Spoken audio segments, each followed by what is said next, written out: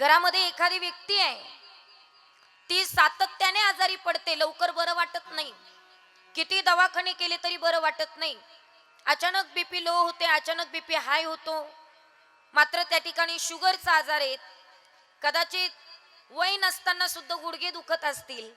मग असे स्वास्थ्य तुमचं जर बिघडत असेल तर त्याला एक काम करायचं, कापूर घ्यायचा आणि एक विलायची घ्यायची, ती कापूर आणि विलायची ती ओळीमध्ये समर्पित करायची आणि भगवंताला म्हणायचं की देवा, होलिका माते, माझे सगळे आजार आजपासून जाळून टाक.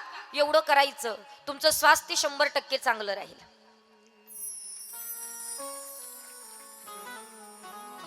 फुकट सांगते, फुकट ऐका बरं का. एवढं सांगायचं एका व्यक्तीला मी 1100 रुपये घेत असते. ती आमच्या हरिभाऊंची कृपा आहे म्हणून तुम्हाला सगळं फुकट ऐकायला मिळते. ऐका, यदा कदाचित तुमच्या घरामध्ये धान्याची खूप कमतरता आहे. काही काही घरामध्ये बघा अन्न धान्य पुरतच नाही, असं आणलं की असं संपून जातं.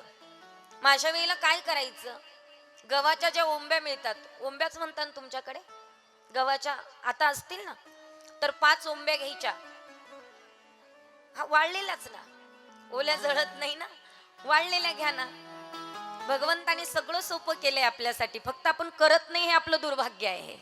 किती सोपे उपाय आहेत, त्याला काही पैसे खर्च करावे लागतात का? अजिबात नाही.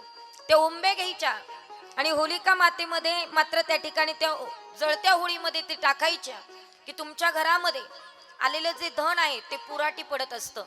म्हणून मात्र धनाचा लाभ व्हावा, धन पुराटी पडावं, याच्या करता होळीमध्ये काय टाकायचं? लक्षात राहतंय ना तुमच्या? ऐका.